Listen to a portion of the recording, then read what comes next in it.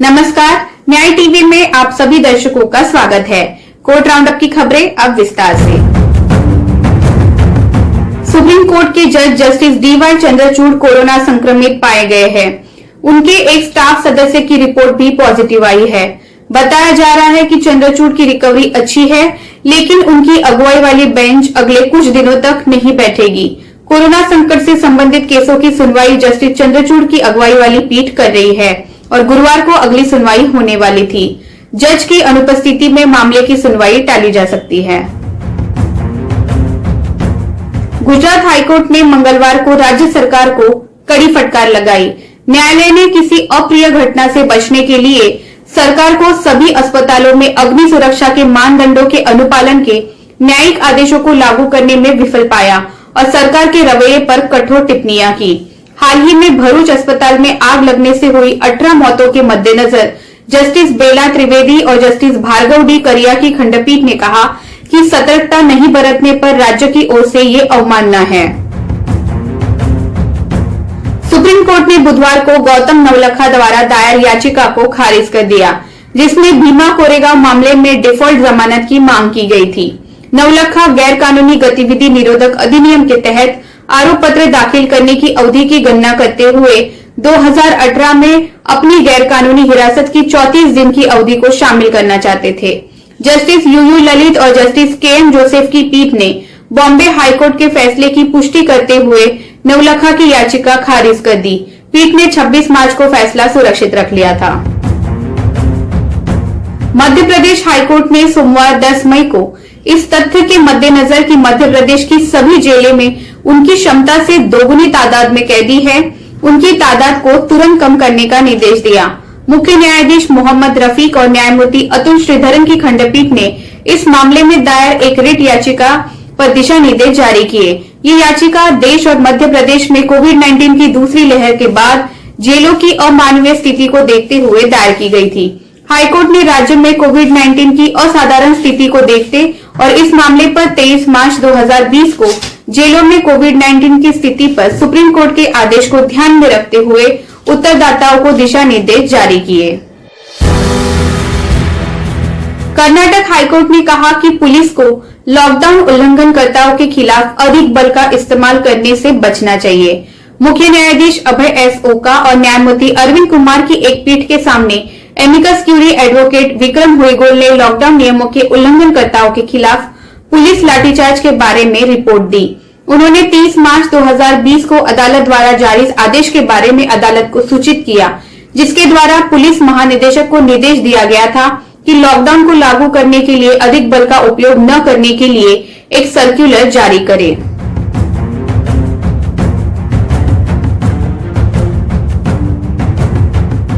Karnataka high court ने मंगलवार को राज्य सरकार को निर्देश दिया कि वो राज्य में हर नागरिक को कोरोना वैक्सीन कैसे प्रदान करेगा। इसके लिए गुरुवार तक एक रोड मैप को रिकॉर्ड पर रखे।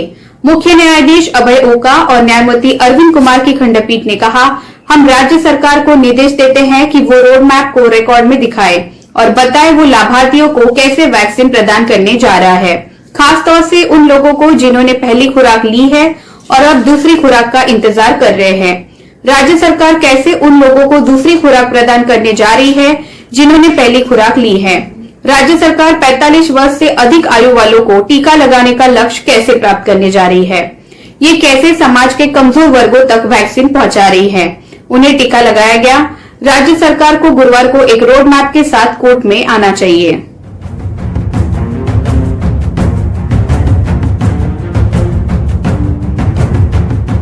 इलाहाबाद हाईकोर्ट ने सोमवार को आपराधिक अपराध के आरोपी के जीवन के अधिकार से संबंधित एक बहुत ही महत्वपूर्ण निर्णय में कहा कि कोविड-19 महामारी के कारण मौत की आशंका अग्रिम जमानत दिए जाने के लिए एक वैध आधार है।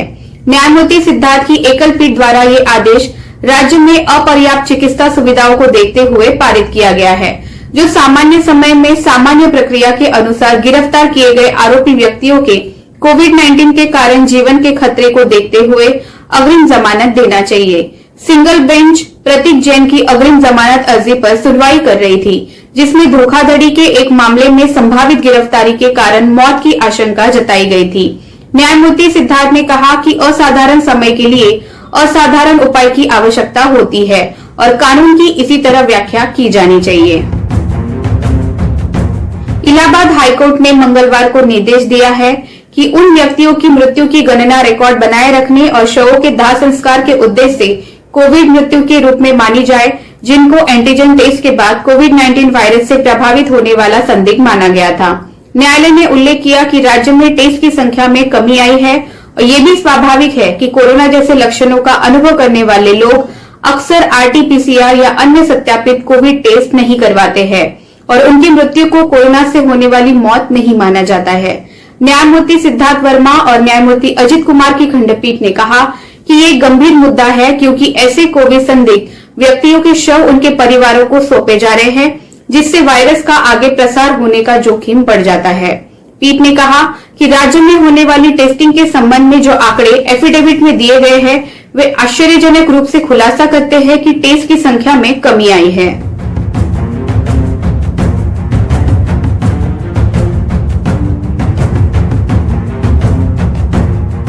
इलाहाबाद हाईकोर्ट ने मंगलवार को कहा कि राज्य सरकार को यूपी पंचायत चुनावों के दौरान कोविड-19 के कारण मतदान अधिकारियों की हुई मौत के लिए उनके परिवार वालों को कम से कम 1 करोड़ रुपया मुआवजे के रूप में देना चाहिए। जस्टिस सिद्धार्थ वर्मा और जस्टिस अजित कुमार की डिवीजन बेंच ने कहा कि ये ऐसा मामला नहीं है कि किसी ने चुनाव के दौरान अपनी सेवाएं देने के लिए स्वेच्छा से काम किया। चुनाव के दौरान कर्तव्यों को निभाने के लिए नियुक्त किए गए लोगों को अनिवार्य रूप से काम कराया गया, जबकि वे लोगों ने इसके प्रति अनिच्छा दिखाया था। यूपी सरकार शुक्रवार को पंचायत चुनाव में कोविड-19 के कारण मतदान अधिकारियों की हुई मृत्यु के कारण उनके परिवार वालों के लिए 30 लाख रुपए के मुआवजे की घोषणा की थी। कोर्ट ने मंगलवार को कहा कि मुआवजे की राशि बहुत कम है और मृतक के परिवार वालों को मुआवजे के रूप में कम से कम 1 करोड़ रुपया दिया जाना चाहिए। दिल्ली हाईकोर्ट ने बलात्कार और अश्लील वीडियो बनाने और इसके बाद लड़की को वीडियो सार्वजनिक करने की धमकी देने के आरोपी को जमानत देते हुए कहा कि वर्ष 2019 से 3 वर्ष पहले अभियोजन पक्ष की आयु 23 वर्ष रही होगी और इस न्यायालय की राय में 23 साल में एक लड़की या महिला ये जानती है कि उसके लिए क्या सही है और क्या गलत। न्यायमूर्ति सुरेश कुमार कैत की एकल पीठ ने कहा कि मुख्य रूप से विचाराधीन एफआईआर वर्ष 2019 में दर्ज की गई है और अभियोजन पक्ष की आयु 26 वर्ष बताई गई है। एफआईआर के अनुसार अभियोजन पक्ष ने 2016 में मोहाली का दौरा किया और कोचिंग कक्षाओं में भाग लेने के बहाने याचिकाकर्ता के साथ मॉल, पीवीआर और शोरूम आदि घूमने गई। हालांकि उसने इस बारे में अनभिन्नता जताई है कि याचिकाकर्ता ने उसका अश्लील वीडियो कैसे बनाया और कथित तौर पर उसके साथ शारीरिक संबंध बनाने के लिए ब्लैकमेल किया। इस न्यायालय की राय में वर्ष 2019 से 3 साल पहले 23 वर्ष की आयु में एक लड़की या महिला ये जानती है कि उसके लिए क्या सही है और क्या गलत। फिलहाल बस इतना ही। अन्य खबरों के लिए जुड़े रहिए न्याय टीवी के साथ। नमस्कार।